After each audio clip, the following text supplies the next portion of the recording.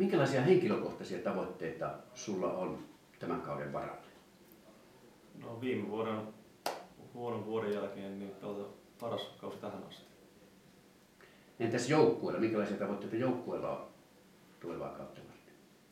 No joukkueen tavoite on, että päästäisiin nousukarsintoihin ja sitä kautta päättää kausi voittaa. Mitkä sun omasta mielestä on ne vahvuudet, millä sä pystyt parhaiten auttamaan tätä joukkuetta? Kyllä se varmaan se kokemus on, kun joukkueen vanhempia pelaajia on, niin kokemus. No entäs sitten roolitus sisäpelissä ja ulkopelissä? Minkälaisia rooleja sä mielellään itsellesi haluat? Kyllä se on mulle tuo etenijän rooli, niin se on vakiintunut mulle ja sitten takakentällä kopparin rooli. No jos ajattelet tulevaa kautta, niin minkälaiset uskot, että teidän joukkueella on mahdollisuudet menestyä ja nousta esimerkiksi karsintoihin tai sitä kautta sitten ensi vuoden superiin? Kyllä mä näkisin, että meillä on täydet mahdollisuudet nousta tänä vuonna ihan superpesiksenkin asti. Minkälaisia henkilökohtaisia tavoitteita sulla on tulevaa kautta ajatellen?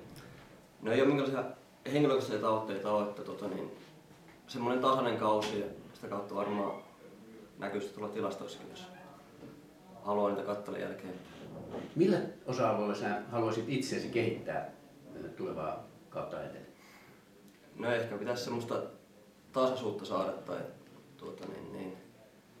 että ei ailahtelisi pelit niin, että olisi jossakin pelissä 2 kärkkäriä ja jossakin 10. Että sillä tasainen kausi, niin se on niinku tavoitteena. No entäs joukkueen tavoitteet? Millä tavoitteella te lähdette tähän kautta? No kyllä meillä on tavoitteena pelata syksyllä vielä, että se on niinku päätavoite. Eli se on ihan realistinen tavoite mun mielestä. Mitkä on sinun vahvuudet? Millä sä parhaiten pystyt auttamaan tätä joukkuetta? No vahvuudet on varmasti sisäpelissä ja nimenomaan lyöntipuolella, että ulkopeli on vähän semmoinen täytämiehen rooli ollut muutaman vuoden tässä. Sä olet joukkueen kapteeni. Millä tavalla sä kapteenina saat joukkueen syttymään? No kyllä se on sitä omaa rähinähenkiä ja hengenluontia heti siinä alkulämmittelyssä lähtien. Yritetään pitää joukkue kasassa ja yritetään saada sitä hyvää fiilistä heti siinä päälle, että tehdään kaikki täysin alkulämmittelystä lähtien. Mikä on se musiikki, mikä pukuhuoneessa soi? No jos minä saan päättää, niin siellä ei soi mikään, koska mun valitsemat biisit ei yleensä kelpaa. No minkälaisia henkilökohtaisia tavoitteita sulla on tulevaa kautta ajatella? No kauan ollut jo mielestä pysyy sitten täysin terveen, että pystyy sitä kautta auttamaan koko joukkuetta. Että sen enempää henkilökohtaisia tavoitteita ei niinkään ole. No minkälaisia osa-alueita on ne, joissa sinulla on eniten kehitettävää vielä tässä vaiheessa? No kyllä se yksi nimenomaan on se, että malttaa pitää itsensä terveenä ja kunnossa koko kauden. Ja ehkä tuo nopeus on sen verran päässyt häviämään, että sitä pitäisi saada lisää. Kuinka korkealla joukkueesi on, kun kausi päättyy? Runkosarjan jälkeen se on 1 tai 2. Mitkä sinun henkilökohtaiset tavoitteet on tulevaa kautta ajatellen? No ei mulla oikein henkilökohtaisia tavoitteita ole, että kunhan joukkue pärjää, niin se riittää mulle. Ja toikin olisi siellä kiva olla 5 sakis etenijätilastossa. Mitkä sun omasta mielestäsi ovat ne kovimmat vahvuudet, joilla sä pystyt parhaiten tätä joukkuetta auttamaan?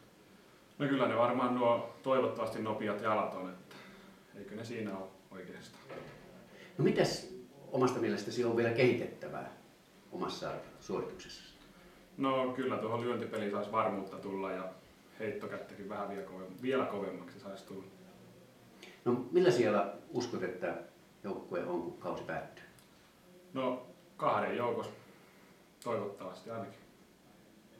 Entäs nousu ylempää sarjaa?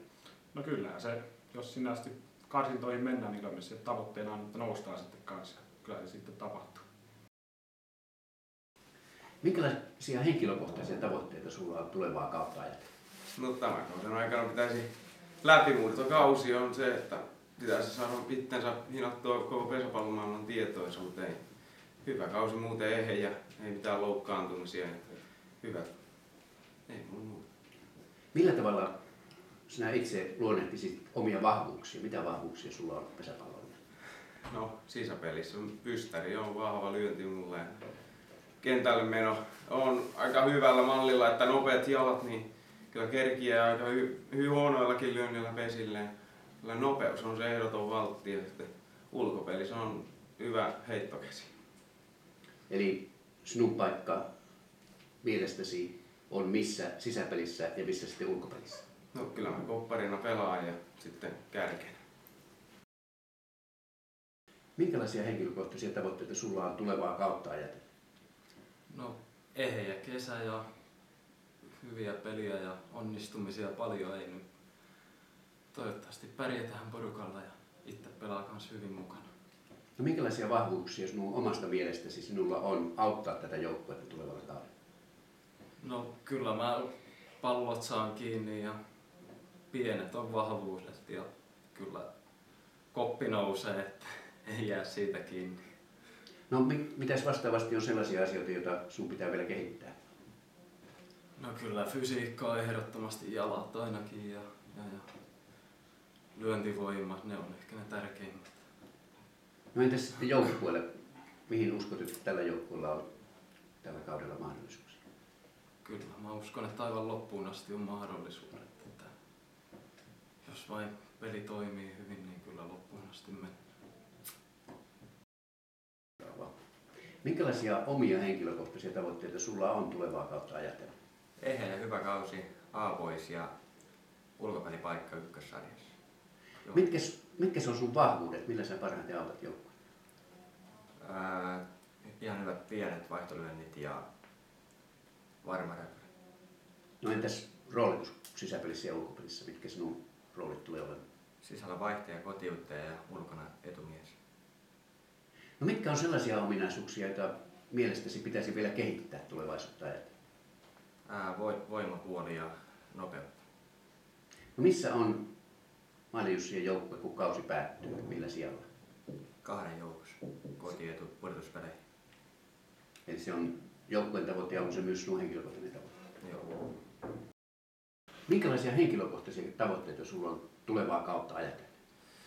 No ensinnäkin parantaa viime kautta, tuplata juoksujen määrä, mitä viime vuonna lyötiin. No mitkä sä itse näkisit, että on omat vahvuudet ja mitkä mahdollisesti heikkoudet? No lyöntivoima on hyvä meikäläisellä, että ne olisi heikkoja puolia, niin sanotaanko, että kuinka sitten paineen alla pystyy lyömään juoksuja. Se on vielä kysymysmerkki. Ootko sä itse tyytyväinen tähän rooliin, mikä sulla on Lyöjäjokerina joukkueessa? Kyllä, tämä on neljäs kausi Lyöjäjokerina ja olen tottunut jo tähän tehtävään. No minkälaisia ajattelisit, että on semmoisia kehitettäviä ominaisuuksia, mitä vielä pitäisi tässä vaiheessa kehittää? No tietysti tilanteeseen lyöminen sillä lailla, että osaa tehdä niin hyvässä paikassa ne oikeat ratkaisut, että